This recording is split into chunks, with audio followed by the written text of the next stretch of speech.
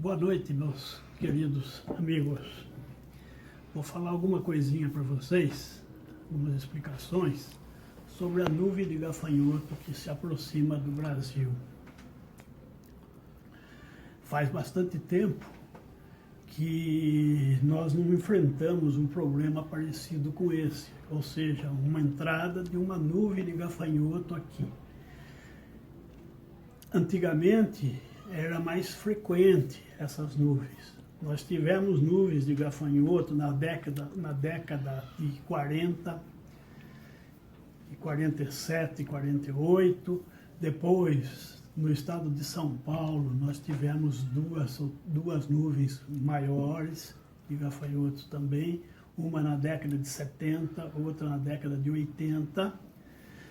E a última grande nuvem que tivemos foi em Rondônia, na década de 80 para 90, no começo de 90. Essas nuvens que ocorreram no Brasil são de pequena monta, eram nuvens pequenas, de uma espécie própria nossa aqui, que é do gênero chamado Romatoceros. A nuvem que está vindo agora é a mesma espécie que ocorreu na década de 40, 1946, 47, que é o gênero Schistocerca, e essa espécie parece-me que é Schistocerca cancellata.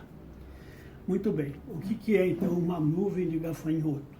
Eu vou mostrar para vocês, no final, um vídeo mostrando a nuvem se aproximando, depois esses gafanhotos pousando nas plantas, né, para vocês terem ideia de como é e o mapa de ocorrência desse material. Ela começou no Paraguai, passou para a Argentina, e vai caminhando para o lado do Uruguai, certo? Eu acredito que dificilmente ela virá para o Brasil. No entanto, a gente não pode garantir muito, porque depende muito das condições climáticas, principalmente de vento, né? Então, as nuvens de gafanhoto se caracterizam porque elas são constituídas de uma população enorme de gafanhotos que adquirem essa condição migratória depois de algumas gerações de formas estáticas que ficam restritas ao local de criação. Surge uma população que necessita migrar, que são migrantes. Eles têm algumas características biológicas que diferenciam das outras gerações. Somente na coloração dá para se notar isso, né? Elas tornam-se mais marrons e quando estão mais estáticas elas são mais verdes. E essas gerações, elas têm uma direção mais ou menos definida. Isso daí até hoje não está bem explicado como é que elas definem a rota e o local que elas vão atingir. O fato é que essas nuvens saem de um lugar e vai atingir o local pré-estabelecido. E de lá elas retornam sempre ao foco inicial. Então, essas nuvens migratórias geralmente têm ida e volta. Não pelos mesmos indivíduos, por descendências diferentes, tá? Agora, vamos explicar então como é que funciona a coisa. A nuvem de gafanhoto é constituída por machos e fêmeas adultos, né? Tem asa, por isso que estão voando, formando essas nuvens. Nuvens que às vezes atingem grandes extensões. Essa nuvem, por exemplo, que está assolando a Argentina, existe uma unidade de pesquisa na Argentina chamada Senasa, que avaliou que essa nuvem ocupa uma área aproximada de 10 quilômetros quadrados de área. E nessas nuvens, certo? a quantidade de gafanhoto que está contida nela consome o equivalente que consumiria em matéria de verde, de vegetal, de pasto, por exemplo, de 2.000 cabeças de gado comendo. Eles vão limpar completamente essa área de tudo que é verde. Agora, esses gafanhotos, eles têm preferência por gramíneas. O que é gramínea? Pastagem, né, capim, tá certo? Milho, trigo, arroz, tudo são gramíneas, né, que tem a folha longa tal, e que tem as mesmas características morfológicas. E elas comem tudo que encontram, então arrasam com qualquer cultura, limpam, arrasam com a coisa. Então como é que funciona? É assim, essa nuvem que está se aproximando, ela voa durante o dia a uma direção, e é curiosa porque durante o voo o gafanhoto vai mudando a posição do corpo em função para compor com a direção do vento. Então eles vão voando num sentido para compor com a velocidade do vento, para sempre ir para uma direção pré-determinada. Inclusive chega ao máximo que às vezes eles voam contra o vento, para ser arrastado pelo vento para chegar naquele ponto que ele quer. Certo? Eu conheço fotos aéreas das posições que os gafanhotos tomam nessas nuvens para poder atingir o objetivo dele, que é um ponto pré-determinado, provavelmente, por um problema magnético que atrai os bichos para determinados pontos. Tá? Então, essas nuvens, continuando, né? Essas nuvens, elas voam durante o dia e, ao escurecer, elas pousam. E esse local de pouso é um local que vai servir de alimentação dessa nuvem toda, dessa quantidade enorme de gafanhotos que estão contidas ali, tá certo? Essas nuvens, por que elas pousam ali? Para poder se alimentar. Então, durante a noite do pouso, elas raspam tudo que tem de vegetal naqueles pontos. Certo? Essas frentes, às vezes, têm 1 quilômetro de largura, né, de frente, certo? E com não sei quantos de profundidade. Então, é uma quantidade enorme. Muito bem. O fato é que, quando elas param para comer, vão comendo tudo, e aproveitam a parada para o acasalamento. Então, nessa noite, além da alimentação, as fêmeas, depois do acasalamento, elas iniciam a postura. E a postura é feita no solo. De que forma? A fêmea introduz o abdômen, abre um buraco no chão, com o abdômen, vai furando, vai aprofundando no solo. Certo? Ela chega a aprofundar aí até uns 10 centímetros de profundidade, que é o comprimento do corpo dela, né? Tá certo? E põe os ovos como se fosse uma espiga de trigo, os grãozinhos de trigo presas numa espigueta de trigo. E elas põem essa espigueta e cobrem aquela postura com uma substância que ela secreta, que é impermeável, tá? Para não ser... os ovos permanecerem protegidos, mesmo que chova e tudo mais. Então, elas param ali, fazem a postura, comem tudo, e no dia seguinte, quando clareia o dia, elas levantam o voo e vão para frente mais outro espaço. Podem deslocar aí 20 quilômetros num dia, uma nuvem dessa, tá? E vão avançando. Então, desses ovos que ficam ali, certo? Fica plantada uma nova geração, tá certo? Uma nova geração. E vai demorar mais ou menos uns 30 dias, um mês, esses ovos começam a eclodir e começam a nascer os gafanhotinhos, que são as formas jovens deles, são as ninfas, que nós chamamos de ninfa, né?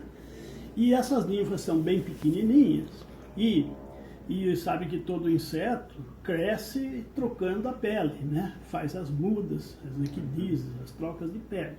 Então, elas vão sofrer 2 mudas de pele nessa fase, que nós chamamos de mosquitos, que parecem um mosquitinho, são pequenininhas, pretinhas, né? E ficam ali agrupadas, elas não saem do lugar, então elas ficam concentradas aonde estava a postura, certo? Depois de 2 mudas, que vai demorar mais ou menos uns 20 dias isso, ela sofre a 3ª muda, e da 3ª muda para frente, ela começa a se movimentar mais, e passa a fase que nós chamamos de saltões. Por que é saltão? Porque ele começa a andar aos pulos. E daí ele não tem asa ainda. A avançar, mas não tem asa, porque a asa vai se formando lentamente. Com cada muda de pele cresce um pouquinho de asa, E os saltões, então, vão passar por mais 3 mudas de pele, durante mais 30 a 40 dias, tá certo? Até atingir o estado adulto. Então, eles se deslocam, continuando o mesmo percurso dos pais, adultos, do adulto. Dos adultos que estão voando, né? É o mesmo rumo, então eles seguem em frente. E quando atinge o estado adulto, né? Porque durante esse percurso eles vão comendo, eles aí fazem uma raspagem até chegar num ponto de adulto. Quando chega no ponto adulto de novo, sai voando, daí forma uma segunda nuvem e vai para frente. E vai repetir mais uma vez, certo? De fato que... Uma pergunta, quantos ovos uma fêmea é capaz de... Em média, 100 ovos. 100 ovos por fêmea? Por fêmea. Então isso dá um crescimento de uma geração para outra, de o número que tiver de gafanhoto multiplicado por 10 elevado à 6ª potência. Nossa. O que quer dizer 10 à 6ª? É o número de zeros, são 6 zeros na frente do 1. Tá certo? 1 com mais 6 zeros. 1 milhão. Tá? Isso multiplicado pelo número de gafanhoto que tem naquela frente. De modo que o negócio é assustador, vai a milhões, tá certo? Vai a milhões. Uma nuvem pode ter aí 1 milhão, 2 milhões, 4 milhões. São coisas assim, depende muito da espécie e das condições climáticas que ele vai enfrentar. Essa nuvem vai enfrentar, né? E daí faz uma outra etapa, uma terceira, até chegar no ponto que teoricamente estava marcado para eles atingirem, e depois faz o serviço de retorno da última geração dela. E vai voltar para o lugar inicial. Que seria no Paraguai. Que é no Paraguai, na região do Chaco. É o sul do Paraguai, é o Chaco, é onde essa espécie... a espécie é própria daquela área ali, certo? Que é do Schistocerca cancellata. Então ele vai voltar para a região do Chaco. E depois lá, ela vai dar 2 gerações de mais 100 dias, vai completar 1 ano, certo? De gerações que não migram. Que ficam parados lá. Ficam parados lá. E são em menor número. São pouco férteis essas fêmeas. Põem poucos ovos. Até que vai concentrando e de repente, movido por alguma coisa que até hoje a gente não tem ainda uma explicação plausível para isso, elas formam uma população migrante e daí levanta voo e se repete toda essa fase. E fazia tempo que não tinha Faz muito tempo, porque essa espécie, a última que o senhor falou, nós tivemos foi em 1947, 48, foi o último. E essa foi tão grande que veio para o Brasil e chegou até no estado de São Paulo. Aqui. Nossa. Pegou o sul e chegou a São Paulo. Até São Paulo. Quer dizer, 73 anos sem ter essa geração, essa geração migratória dessa espécie. Puxa. Entendeu? E que está aparecendo agora. Porque isso é difícil explicar, certo? Porque isso daí é um conjunto de fatores que tem que se concentrar. E o principal fator é que houve um favorecimento de multiplicação desse gafanhoto na região do Chaco. Entende? No começo é porque era uma região abandonada. Existe hoje algum predador que faça um controle para evitar, para tantos anos aí sem ter essa migração? principal predador de gafanhoto são os pássaros. Passarinho come, né? São o grande predador. Agora, eles têm um grande problema de doença. O gafanhoto? O gafanhoto, cujo princípio é o nosema, certo?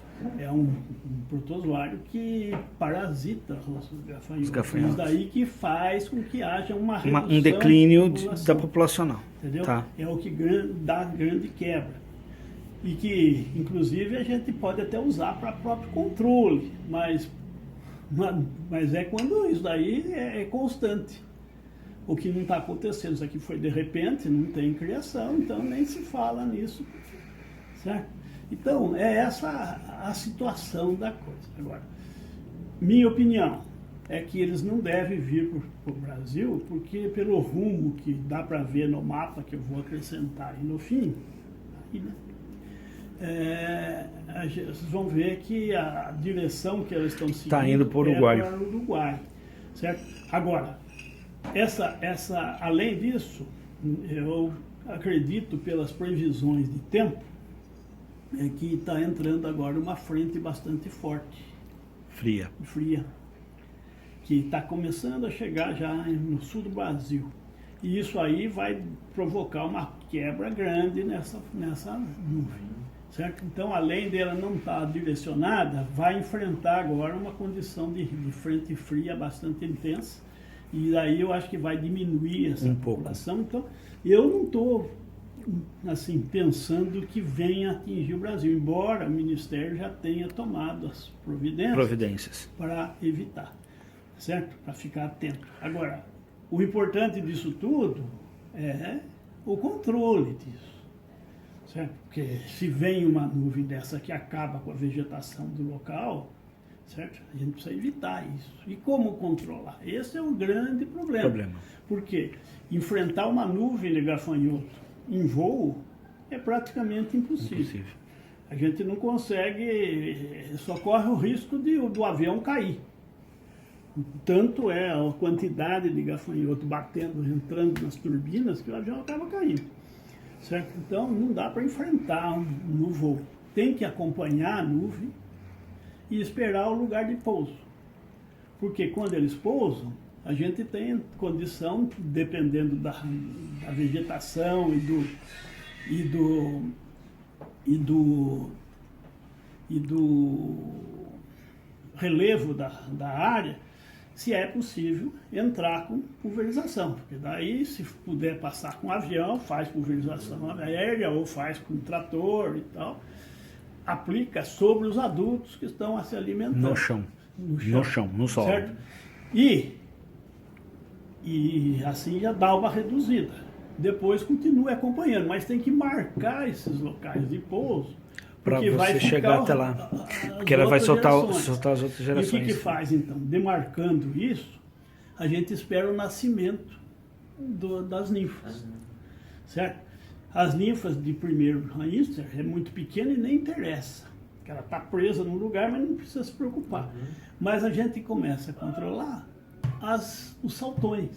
Por quê? Porque os saltões andam em massa também, é uma nuvem rasteira. Tudo junto, aquela quantidade movimentando, que do alto dá para perceber que a terra está tremendo ali embaixo. Então, entra e pode pulverizar direto ou, mais facilmente, abrir um suco na frente do deslocamento. Dá uma distância aí de uns 10 metros, 20 metros da onde está a frente, abre um suco. E nesse suco joga veneno, certo? O malatiol, por exemplo, é um veneno que a gente recomenda, por ser pouco tóxico. Dá tempo de você fazer cavar esse buraco com 10 metros na frente, porque eles não vão pulando.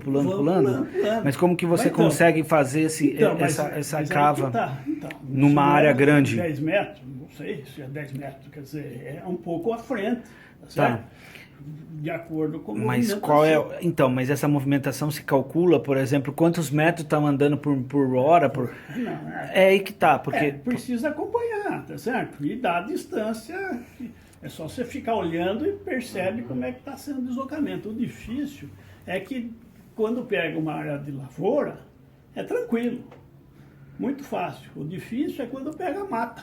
Aí na mata não tem condição. Porque daí você não sabe o rumo que tá, você nem enxerga. Como que você faz para... faz, entende? Mas é a única forma eficiente de controle é conter a movimentação dos saltões. Então é complexo, certo? E exige um monitoramento constante dela. Então o acompanhamento é fundamental. Certo? Esperar chegar uma nuvem assim é sair de baixo, porque vem em cima da gente, eles são grandes. Um gafanhoto ele atinge 5 centímetros de comprimento, né? Com a asa aberta, vai dar aí de envergadura quase 10 centímetros. Quase 10 centímetros, né? Então é um bicho grande, que tem espinho nas pernas, cutuca a gente, é difícil mexer com esse bicho. Certo? Mas é assim que funciona a coisa. É interessante, tá? É interessante. Mas eu tô, pelo que eu vi do mapa e pelo que a gente conhece um pouco desse bicho, eu não acredito que ele venha para o Brasil, não. Certo? Apesar de todo mundo estar levantando agora 1000 hipóteses de pavor, de medo e tal, inclusive relacionando isso com uma Bíblia que é gafanhoto as pragas do Egito. Pragas do Egito e tal. O bicho do Egito é 10 vezes mais potente do que a nossa aqui, certo? É muito pior, tá? É muito pior. Essas daqui, nossa, ainda perto da outra é fichinha. É fichinha. Porque o do Egito, lá, ela sai da costa da África no Atlântico, lá no Mauritânia, por lá, certo? Atravessa todo o deserto de Saara, vai até a Arábia, nossa, a Península Arábica, e depois retorna pelo Mediterrâneo, pegando todos os países de frente para o Mediterrâneo, fazendo estrada todo, até voltar até a Itália. Até a Itália, tudo passa por Espanha? Tudo. Espanha, nossa, passa por tudo, certo? E isso aí é anual. Todo ano. Todo ano, e é um relógio. O negócio é batata, continua lá. Porque o local de criação é deserto. É deserto. Não tem ninguém, eles criam lá e não tem como segurar. Certo? Então, realmente é complicadíssimo. E com uma taxa reprodutiva muitas vezes maior do que a nossa aqui. Certo? Nossa aqui. Então, é essa a história, né?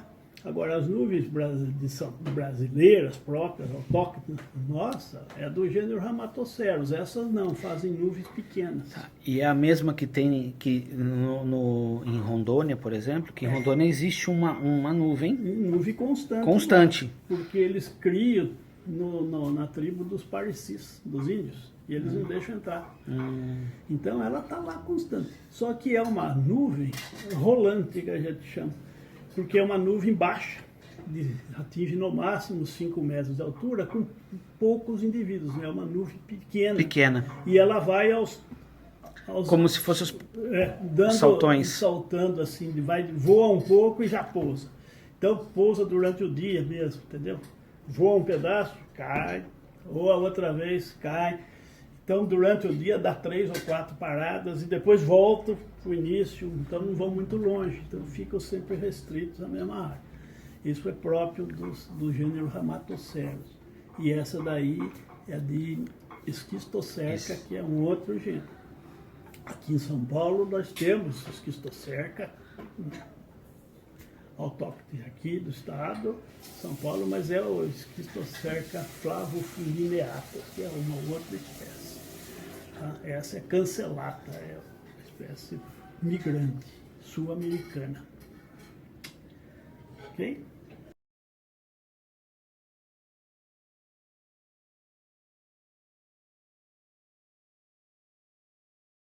Hacia el suroeste de esta colonia.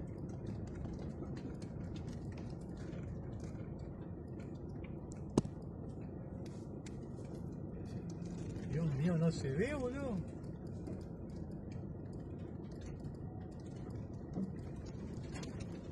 Miren la invasión de langosta en Santa Lucía Corriente. Mirá lo que es eso. Mirá toda esa nube negra. Langosta. Mirá. Impresionante. Qué locura, loco. Se viene el fin del mundo. Mirá lo que es. Viene pero de lejísimo se ve. Mirá. Mirá, mirá, mirá, mirá. Mirá lo que es. Acá estoy abajo yo de la langosta. Impresionante.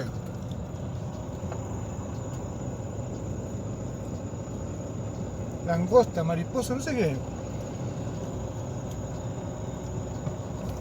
¡Qué locura! Mirá.